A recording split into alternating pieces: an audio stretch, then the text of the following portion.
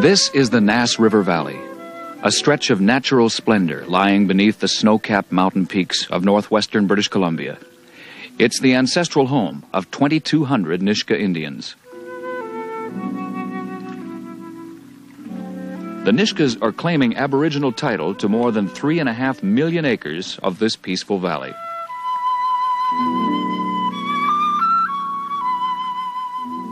For thousands of years, the land was the only thing which stood between the Indian and survival. He believed it was given to him by his God, along with the knowledge he needed to survive. Today, the Nisga's are fighting for the return of their land, but they are also fighting for their survival as a people. They are struggling for the right to self-determination. They are asking to be counted as equal partners in confederation on their own terms. To date, the fight has been peaceful. The battlegrounds have been government offices and courtrooms. The weapons have been petitions and lawsuits. The headquarters of the Nisga'a Tribal Council is in the tiny village of New Ianch, 110 kilometers north of Terrace, along a bumpy backcountry logging road. In early November, the Nisga's held their annual convention here. They met to plan the next stage in their battle with the white man. On the eve of that convention, the Nisga's expressed their hopes for the future of their people on this land. They performed a dance of peace.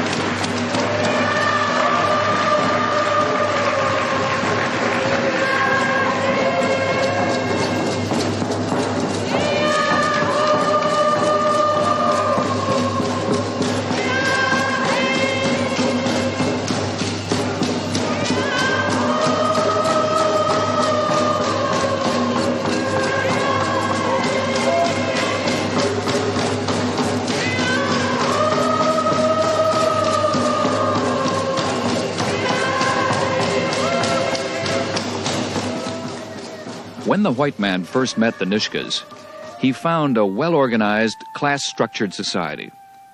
They were tough businessmen and shrewd traders. For centuries, they supplied ulakan grease and animal furs to other tribes along the Pacific coast in exchange for metals and other goods. When the first missionaries arrived, they were respected and tolerated because they believed, as the Indians did, that there was one God who provided all. But the church confused the totem pole, which was the Indians' way of identifying ownership of the land, with a heathen symbol to be worshipped. They cut the totem poles down and unknowingly destroyed the only written history of a people. Today, the Nisga's are trying to resurrect that history before it is lost completely. They're raising a totem pole, their first in over 100 years. Eli Gosnell is an hereditary chieftain of the Nisga's and their master carver. They call it God-given tree, the God-given tree.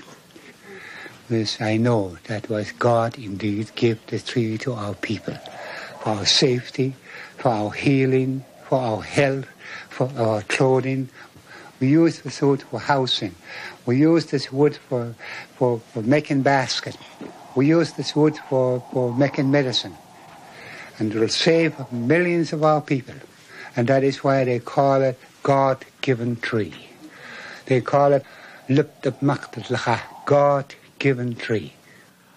Although the missionaries were responsible for the destruction of many of these poles, they were the first to understand what their well-intentioned actions were doing to the Indian culture.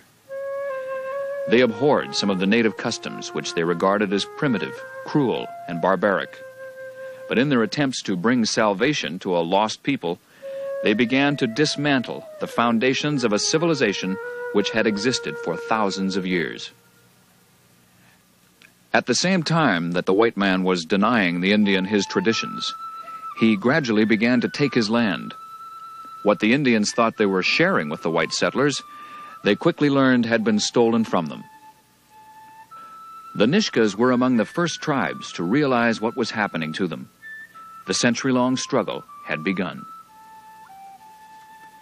When British Columbia joined Confederation in 1871, all Crown land came under provincial control. Responsibility for dealing with the Indians became a federal matter. The Nisga's claim involved land, so the federal government referred them to the province. The province, which didn't accept the principle of Aboriginal title, referred them right back to the federal government. The Indian problem quickly became a political football. By 1969, the patience of the Nisga'a people had worn thin. With no settlement in sight, they decided to sue the provincial government. In June of that same year, whilst the Prime Minister of Canada, the Honourable Pierre-Luc Trudeau, was visiting Vancouver, he stood on the steps of that same courthouse that we had used and said that, and this is what he said, "My government shall not recognise Indian Aboriginal rights." There's no such thing as far as we're concerned. There was no such thing as Aboriginal rights as far as the province was concerned either. The Nisga's lost their case in both the British Columbia Supreme Court and the Court of Appeals. They refused to give up the fight, though, and in 1971, they persuaded their lawyer, Tom Berger, to take their case to the highest court in the land. 18 months later, the Supreme Court handed down its decision, 4-3 against the Nisga's. But one of the 7 judges felt compelled to point out that he'd ruled against them on a technicality. So it became a split decision and a moral victory for the Nisga'a people, their first in a century-long struggle. It meant that the question of Aboriginal rights was now placed back on the doorstep of the federal government. In the House, one of the former Prime Minister, in the person of John Diefenbaker, was very quick to pose the question to Mr. Trudeau. He said the owners of the land in question is now in this House. They're sitting up in the gallery. What is your government prepared to do now? The Supreme Court has split. It means one thing. Your government is now going to have to settle this case. Rather than risk an election, the government announced quickly that all outstanding native land claims would be settled. It appeared that the Nisga's long battle to regain control over their land was nearing an end. But no sooner than the discussions started, they stopped. The Indians realized that until the provincial government joined them at the bargaining table, there could be no settlement of their claim. A campaign promise by social credit leader Bill Bennett during the 1975 election brought the province into the negotiations. On January the 12th of that year was when the Honourable Alan Williams and John Buchanan, Minister of Indian Affairs, came to New Orleans.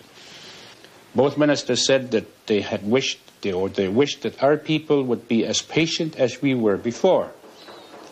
And they both indicated that they were sure that we will at one time or another reach an agreement.